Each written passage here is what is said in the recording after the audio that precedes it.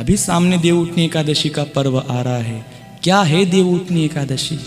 हम नारायण को जागृत करते हैं, पर वास्तविकता तो ये है, क्या नारायण कभी सो सकते हैं?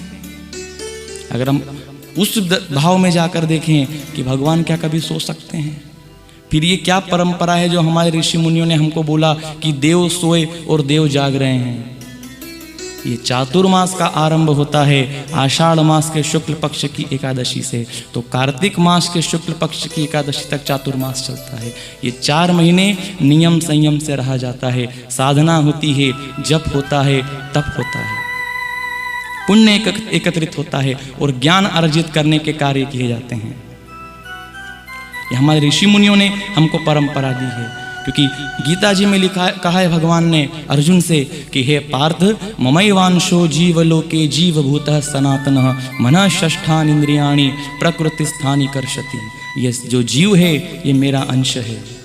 रामायण कहती है, रामचरितमानस में बाबा तुलसीदास जी लिखते हैं, हरि व्यापक सर्वत्र समाना, प्रेम ते प्रगट होई में जाना, कि हरि जो है परमात्मा है, सब में समान रूप से विद्यमान है और वह प्रेम से अर्थात भक्ति से प्रकट होते हैं।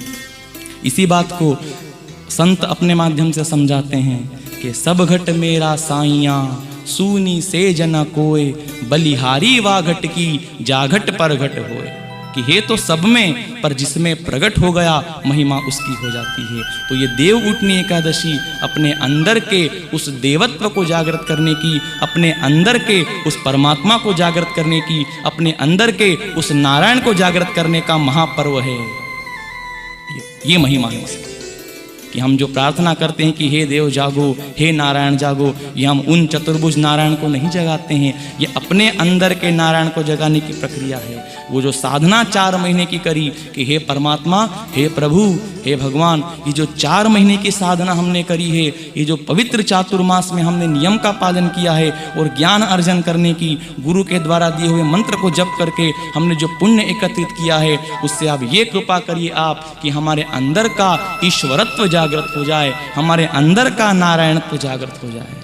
और वह नारायण जब जागृत होता है उसके बाद सब कुछ मंगल ही मंगल होता है।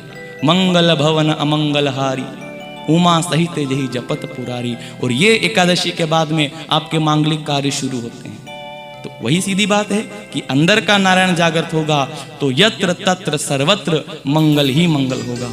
तो प्रार्थना करें हम उन परमात्मा से कि हे परमात्मा, हे मेरे अंदर के नारायण, आप जागृत होइए और हम पर कृपा करिए, इस सर्वत्र संसार का मंगल करिए।